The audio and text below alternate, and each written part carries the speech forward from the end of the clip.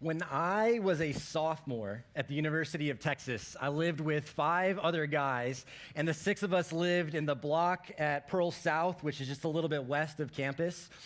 And there was a sound in those days that when played in our apartment brought intense joy and meaning to all 6 of us.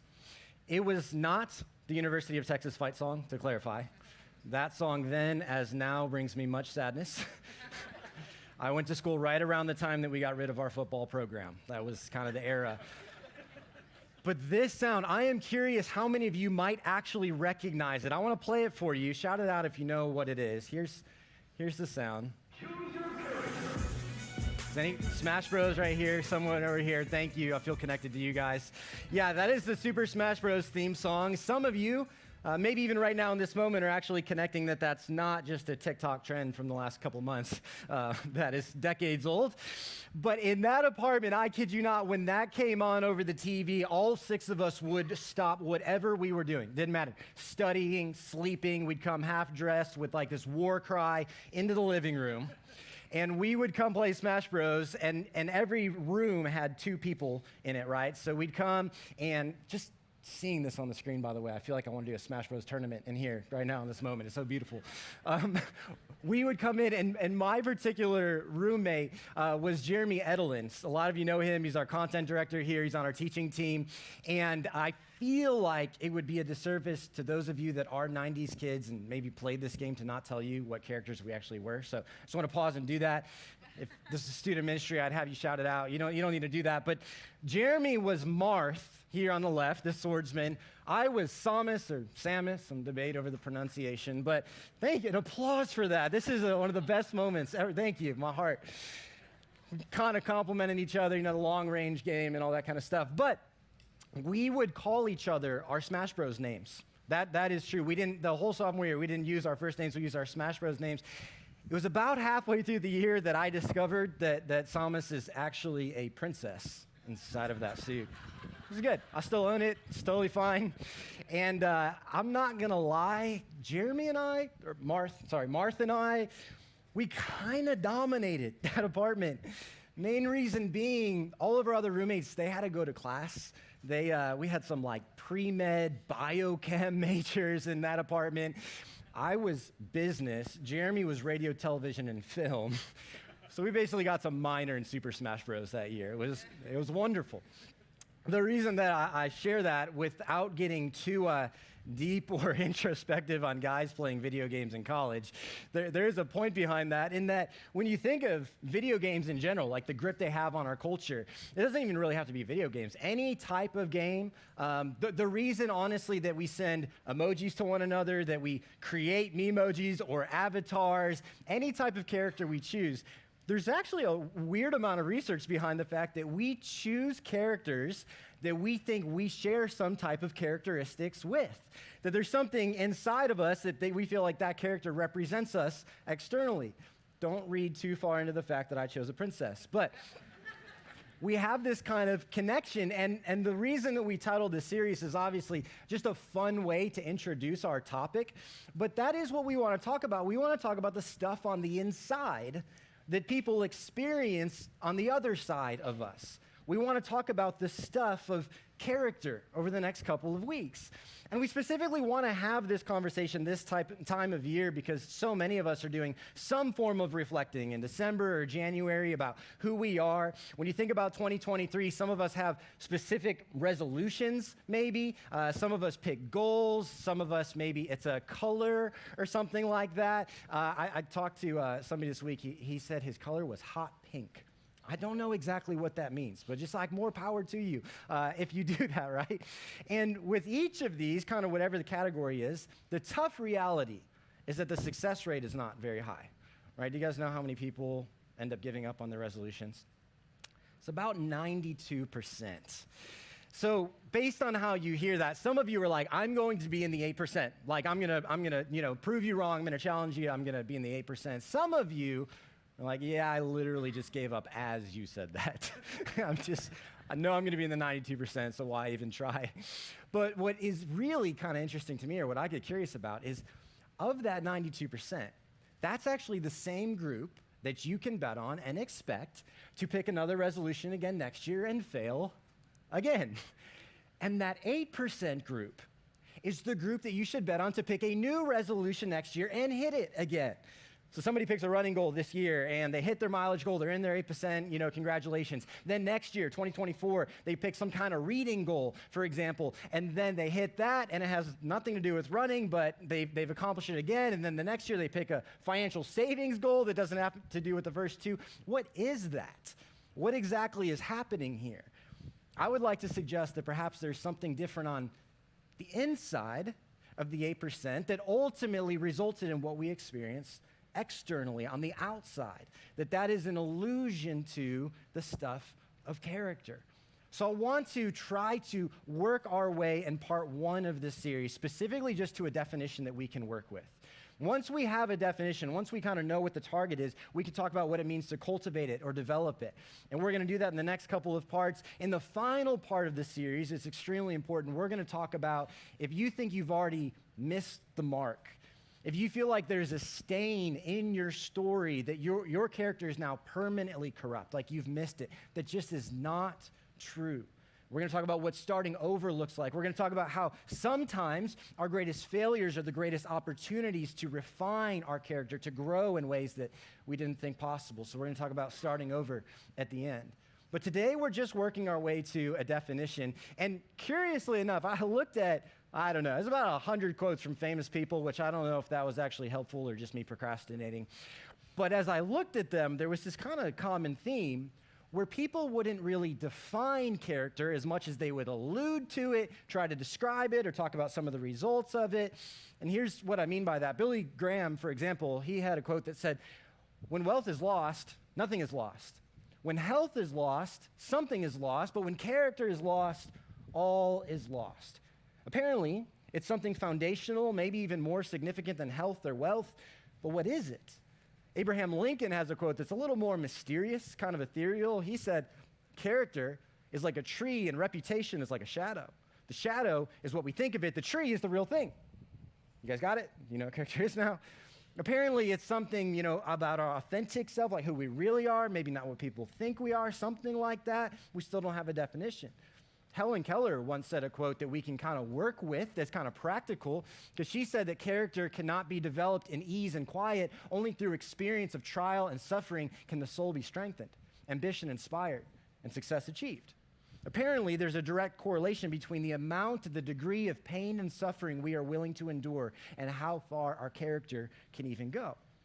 But what is it? Here's the last one that I'll leave with you for now. Ronald Reagan once said, "You can tell a lot about a fellow's character by his ways of eating jelly beans." I'm going to be honest with you, I have no idea what that means. Somebody after first service yelled at me, though, and they're like, "You don't get that? That makes so much sense. You can't trust people that eat these colors." I was like, okay. But apparently, it is elusive. Apparently, we know it matters because we want our kids to have it. We want our significant others, our spouses to have it. We definitely want our bosses, our leaders, our political leaders to have it, but it still remains difficult to define.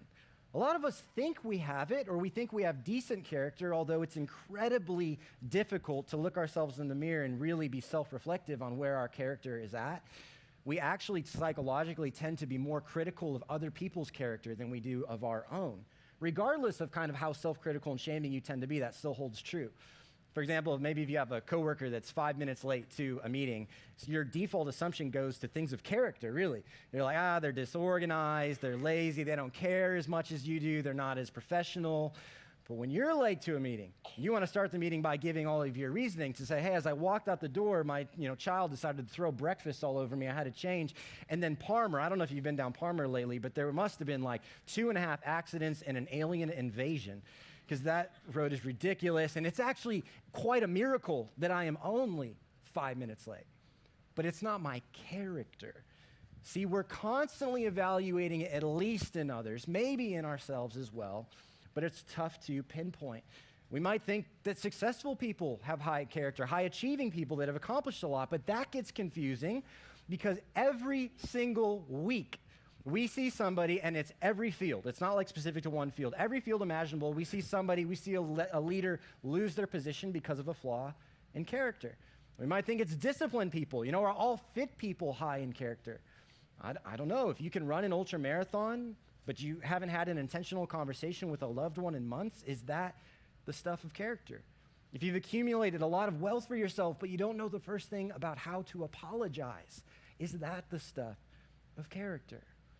To really work towards our definition, I think it's interesting what C.S. Lewis points out. He says that it's on all of our minds and hearts, really regardless of our background. He says human beings all over the earth have this curious idea that they ought to behave in a certain way, and they can't really get rid of it.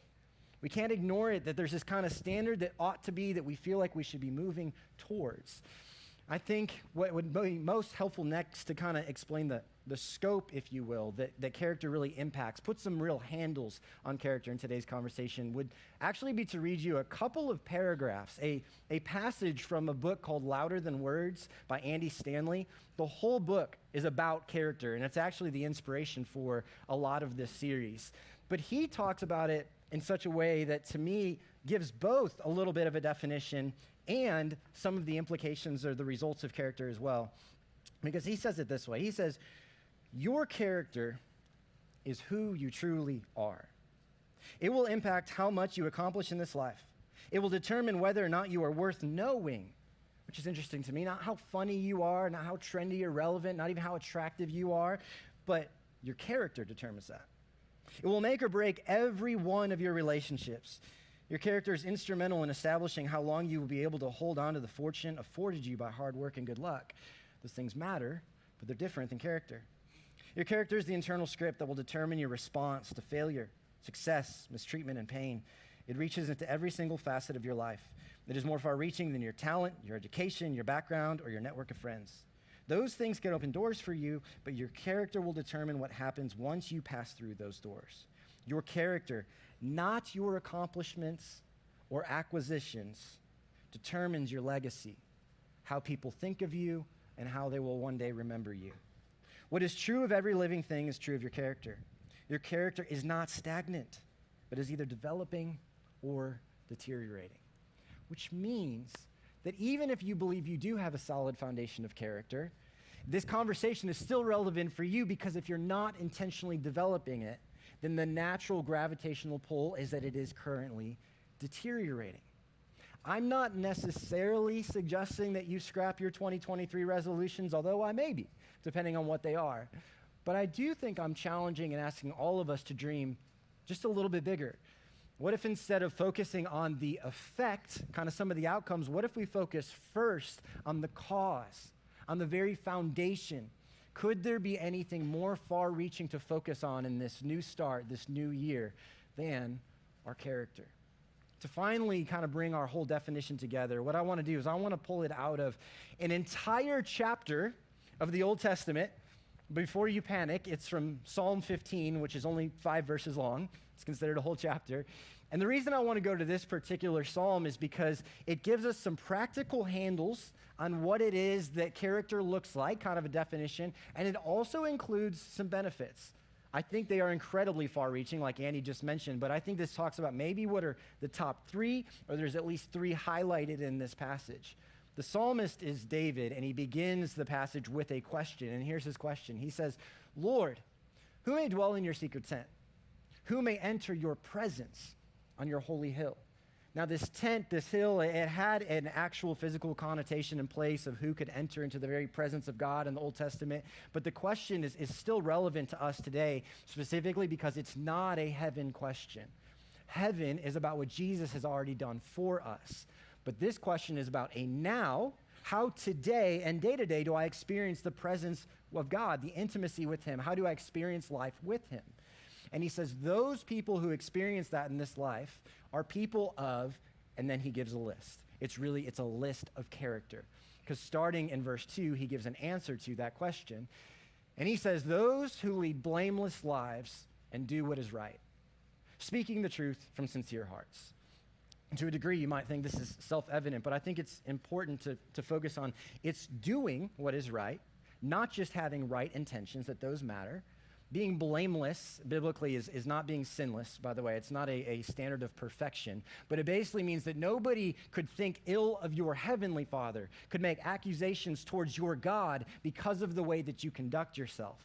It has to do with your reputation and living above reproach. He says, do what is right, and then speak the truth from a sincere heart. So apparently there is an alignment between what we do and what it is that we say, that those things would complement each other and not contradict each other. And I really appreciate that phrase of from a sincere heart, because I think sometimes, I don't know if you ever feel this, I don't know if it's just our culture, maybe social media fuels this a little bit, but sometimes when people want to say the truth, there's almost this anger behind it. It's, dang it, I'm going to say the truth and I don't really care and I'm not worried about the consequences or what anybody thinks. And I'm like, is that the truth? Like, I don't know. It feels like maybe that's actually coming out of an insecurity or, it's a really emotionally charged. He says truth comes from a sincere heart, meaning you've considered it. You've examined it. You've tested, is that true? Maybe with the scriptures or people that you trust. And then when you speak it, it's from a sincere heart for the benefit of others. But you are making a commitment to say what is true, which means you're also committing not to speak what is false. That there is an alignment between what I do and what I say. That's kind of foundational to a degree. Maybe you thought that was self-evident coming in here today. But then he builds on it in verse 3, and now we're already halfway through this chapter. He says, those who refuse to gossip or harm their neighbors or speak evil of their friends. Today, where I'm at in life, I just feel like for me, this is the quickest barometer to measure where somebody's at in terms of character. If somebody walks up to me and they attack the character or reputation of somebody not in the room, they talk poorly about or share parts of somebody's story that they did not have permission to share with me, I have trust broken with them, not won with them. I immediately assume that they are going to do that same thing about me when I'm not in the room. And the reason that we do that, the reason that we gossip, the reason that we overshare, or the reason that we enjoy listening to it is significant. It goes really, really deep. It is not minor. It reveals insecurities in us. It reveals jealousy in us, a maliciousness in us. And the reasons we do it are very broad. God says in Proverbs 6 that he abhors this kind of behavior, stirring up strife in communities and families and talking poorly of one another. He hates, it says, detests when we do this to one another, apparently when his children speak poorly, unnecessarily of one another. And it has serious consequences. I mean, it's never harmless. We're like, nobody's around and I'm just venting or whatever it may be. No, in the ears of the hearer, it's almost impossible not to assume that's probably based in some reality. Why would somebody not just or why would somebody just completely make that up is our default assumption, so damage is already done. And in reality, we are missing context. The telephone game has blown something completely out of proportion. Maybe somebody is saying something that just was totally untrue from a place of pain or hurt, and now we're sharing that, and we're doing damage with that. Even on occasions where we have the truth, where we have access to the truth, it's still gossip if we're not sharing it for reasons of restoration with somebody who can actually make a difference, who's involved in the situation. It's all still gossip. When we do that, it is incredibly destructive. To pay attention to why we do that is significant. Because Christians especially, we're really good. We got a lot of good little phrases. We'll say something positive up front. He's so great. She's so lovely. They're a great family. I'm just sharing this so that you can pray for them, so that you can keep them on your heart. I just need to vent a little bit. Those are some of the things that we say. But Jesus says what you say, it flows out of your heart. So if you are tempted to do that, if you go to that again and again, if you have a friend who does that, you need to pay attention. That's one of the quickest red flags that you have to pay attention to what's happening in here, that there's a gap in character here. Verse 4, he expands on it and he says, a person of character are those who despise a vile person, but honors those who fear the Lord and keep their promise even when it hurts. At least at New Year's, I guess 92% of us don't really do that this time of year. But the first part is significant because as your character develops, what happens is our hearts become more aligned with God's heart. That what breaks God's heart breaks our heart. We get emotional about the things he would get emotional about, which means we do stand up against what is wrong. We do protect people that can't protect themselves, stand up against people that would choose to take advantage of others. We would also uplift and support and celebrate Encourage, honor, or respect those who do good, who love others well, who honor or fear the Lord is how that part is phrased. All of that is correlated. The way we start treating people changes pretty drastically. And then in verse 5, there's the last kind of piece in this particular list. Of course, there's other lists throughout the scriptures, but in this list, it says it's those who lend money without charging interest and who cannot be bribed to lie about the innocent. Apparently, there is a pretty significant correlation between people of high character and generosity. The people of high character, their stuff or their possessions, their money is not their master. And they don't give in when there's opportunities to cut a corner and increase that. The temptation to acquire is often one of the most common ways that we are tempted to cut a corner or to compromise on our character. Think about it just simply, say you make $15 an hour, but you can make $20 an hour if you steal from the tip jar, right? That analogy goes to so many areas of life. I want more stuff, more house. Maybe it's people, whatever we're willing to do to compromise, to acquire more. It's one of the areas where we will compromise our character the most. He gives us that list of handles, and then he actually finishes it in the second half of that verse with a promise. And here is his commitment. He says, if you follow through with these things, you commit to this kind of character, such people will stand firm forever. Whoever does these things will never be shaken.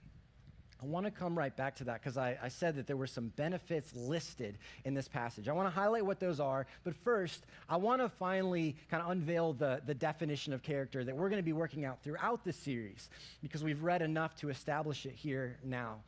Here's the one that we're going to use in all four parts.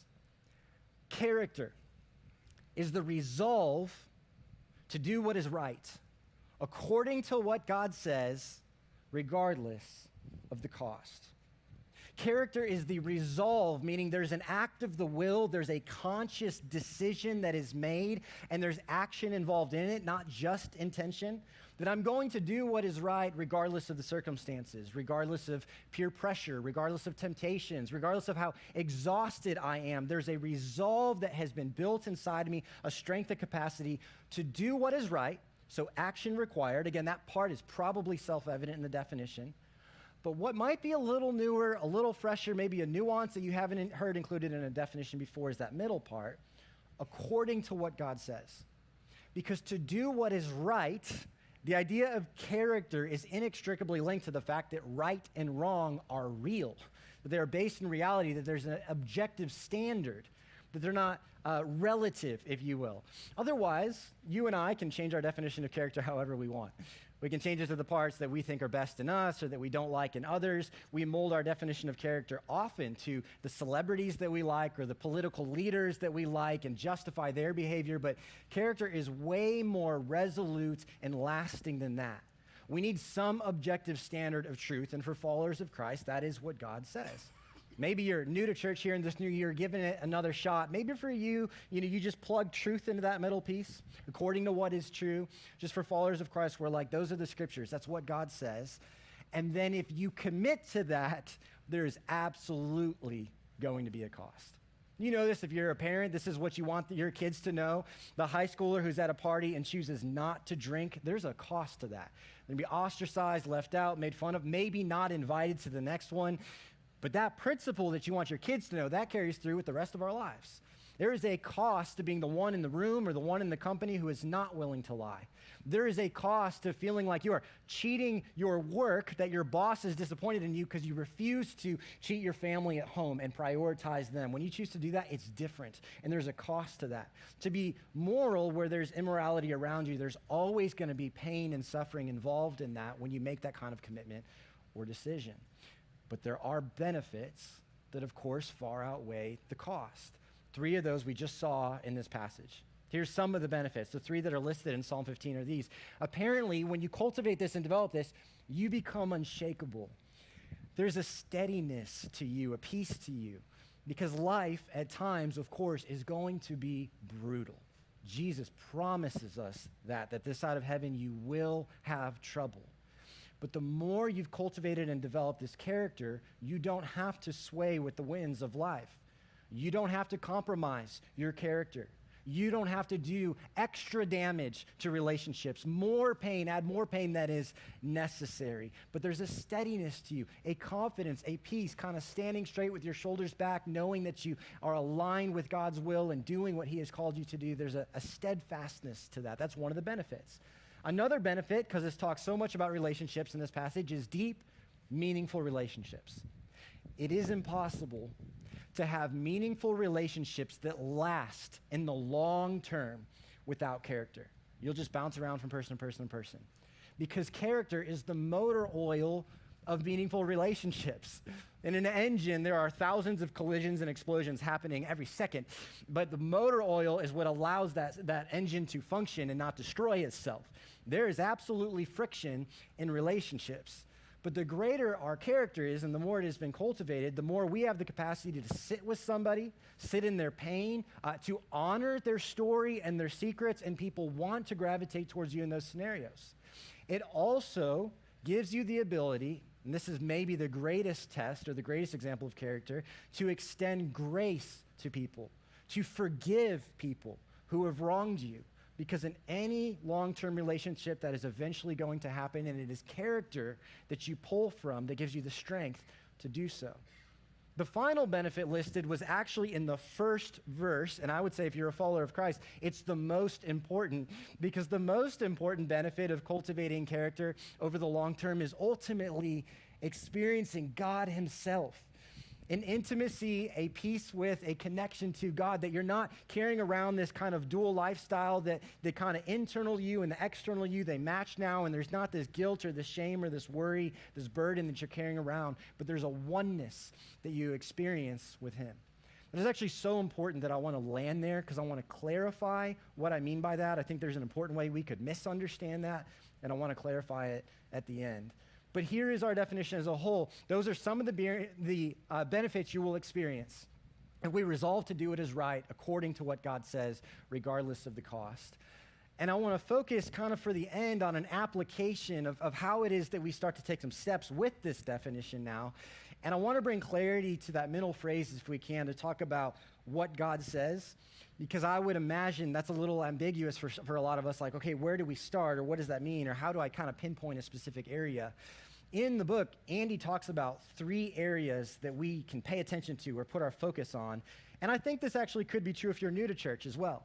Again, you could focus on these 3 areas and decide where is an opportunity maybe to insert some truth in what I'm kind of misbelieving or misunderstanding here. But the 3 areas that he talks about are: pay attention to your justifications, your reasons, your excuses; pay attention to your temptations and your fears. Because for all 3 of these to exist over the long term, we have to believe a lie that is underlying each of these. For example, if you have to say, well, it's no big deal if nobody knows, it's just this one time, it's probably not going to hurt anybody, it could be so much worse, I'm just venting, need to get this off my chest, whatever the excuse is, pay attention to the justification. And what you just did right before that, or what you're going to do right after that, or what you're avoiding doing, because there's probably an untruth. There's probably a lie somewhere in there that needs to be replaced with what God really says. Same thing holds true with temptations.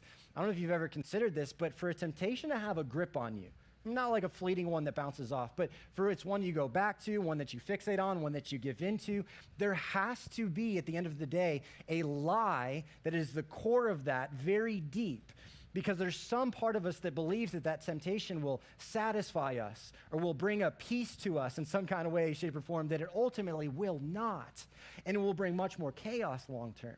So that's an opportunity to invite God in. Okay, what does God really say about this temptation? What's the better alternative? And the last one, the fears, again, not kind of like the natural kind of healthy emotional response to a threat or something, but when you fixate on it, when you go back to it, when it's triggered by the same person, place, whatever it might be, when especially we want to control because of our fear. We want to, manipulate or cut corners. We don't want to trust God with. Pay attention to that, because at the root of each fear, again, is something that is not true, that God has something to say something about. One of those practical, effective exercises you could do is just kind of the why exercise. You just ask yourself why as many times as you need to get to the core fear. Why am I afraid of scenario A happening? Well, because then I'd be in scenario B, and I'm so afraid of that. Well, Okay, what's so bad about scenario B? Like, why are you really afraid? Well, I guess because then scenario C, and then D. And then you finally get to a place where you realize the core fear, which is I'm just afraid of being alone. I'm afraid that I'm going to be alone forever, that I'll never be enough, that I will be in pain forever. Whatever the core fear is, unearth something that is not true in a life lived with God. All of those can pinpoint an opportunity for us to focus on, to kind of laser focus on an area for growth in our character in this new year. And still, I would imagine there's question around, okay, but do I need to understand well, like the whole Bible to know what God says? I mean, that's not bad, but that's a big ask, right? So do I need to do that? Or what about the times where it feels like God is a little gray and maybe he just doesn't speak on my specific situation? In that scenario, and especially for followers of Christ, I think what gets so crucial and kind of unlocks all this is to point to what the author of Hebrews says in his opening chapter. He says, the Son, Jesus, radiates God's own glory and expresses the exact character of God, the exact representation of God, and he sustains everything by the mighty power of his command. If you want to know what God would do, what God says, what God commands, how God would treat people, look to Jesus, and he will show you exactly what to do, because Jesus is God in a body. Jesus is the exact representation of what it looks like to treat people, to love people, what commands, what priorities are most important to him. Maybe fixing your eyes on Jesus in 2023 is the most important thing, to spend more time in the Gospels than you ever have, to read books about, have conversations about what mattered most to Jesus. How did Jesus think? How did he see people? And how can I emulate that further? It's the command that Paul gives us in Ephesians when he says to imitate God in everything you do because you are his dear children. That who we are, our identity informs what it is that we do. Live a life filled with love, following the example of Christ. If we want to know what the example of perfect character looks like, we look again and again and again back to the perfect character of Jesus. And the more time we spend with him, the more he is the one producing that character in us. This is made really clear in Philippians when Paul says, may you always be filled with the fruit of your salvation, the righteous character produced in you, not by you, in your life by Jesus Christ. For this will bring much glory and praise to God. It's core to the character definition that the more our eyes are fixed on him, the more it develops in us as we think like and as our heart is aligned with him. Which, to end our time, as we focus on the kind of those three areas, we said there is going to be a cost. I said that earlier, right? That the last part of this definition is you do those things, you fixate on those three areas, you invite Jesus into, there's going to be a cost. Memories you go back to, rooms that you don't want to go back to, emotions you don't want to experience. There's absolutely going to be a cost. But I want to be really careful on how I'm articulating that, because the thing I've kind of been nervous about in preparation for this message in particular is that it might have this feel of just like, get your act together, and one day you'll be glad you did. Like, work hard enough that there's a certain, kind of glory and just suffering, and don't have as fun of a life as you could have, but one day you'll probably be happy looking back. I'm not saying that. It's not a motivational message. What I'm trying to suggest is that the cost of cultivating character is ultimately less painful than the cost of not. Then one of the difficult realities of being human is that both directions are painful. But it is far more painful to not cultivate character, to look back and realize that you have done damage in the most important relationships in your life, that you have missed out on some of the hopes and dreams, that you carry that kind of guilt and shame daily with you. That is way more painful over the long run than doing the work to cultivate this deep character in Christ. I said that one of the benefits is God himself, that it's perhaps the greatest benefit. And that's where I really want to clarify what I mean by this. If our right standing with God is based on what Jesus has already done for us and not based on what we do, how is it that we can actually draw closer to God? How does that make sense? Why does our character or our actions actually matter in that? It matters because to do so, that means there will have been a fundamental rewiring in your brain, in your heart, that changes the way you see yourself and the way you see others. That there's an intimacy with God because you start to have the compassion towards yourself and towards others that Jesus has. And in that, there's a oneness and a connection and a withness with him. I'd phrase it kind of this way. As your heart becomes aligned with the heart of Jesus, you realize he is better than any character compromising alternative. He is ultimately better, which means you begin to realize that the temptation has lost some power on you because you focus now on what is true and you actually want what is good. You want the right character option because you have drawn so close to him. That's why this deep relationship with God is the result, because you understand the way he sees you at a different level than you ever have and the way that he sees others as well. So if this is our definition, we're going to be working with it. If we were to commit to this in 2023, that character is the resolve to do what is right, according to what God says, regardless of the cost. And with that, we receive this kind of unshakable ground, this steadfastness, this resolve, if you will. If with that, we get to experience an intimacy, a deep richness in relationships that perhaps we never have before. And if with that, we might even get to experience life lived with the love of God himself. What if we made that the North Star of 2023? What if instead of focusing on what we could accomplish or what we could accumulate or what we could achieve, what if instead we focused on who we're becoming? That's the challenge of this series. That's what I think can unlock 2023 to make it a year perhaps like any other in our story so far. I'm really excited to talk about how we cultivate that over the next couple of weeks. Would you guys pray with me? Father, thank you. Thank you that you give us the perfect example of what character looks like. God, thank you that we don't have to do this on our own. In fact, we can't. It's an impossibility. Thank you that you walk with us in all of this. And we really ask here today that for some of us, you show us that next step. For some of us, we just don't know. It's tough to see in the mirror. We can't see it. Would you reveal in our hearts the next step of developing this character with you? And for others of us, would you just give us the strength to say yes? Say we're tired of running, we're tired of controlling, we're tired of believing lies. We want you because you're ultimately better. And God, I can't wait to see what you do as we make that commitment and walk with you this year.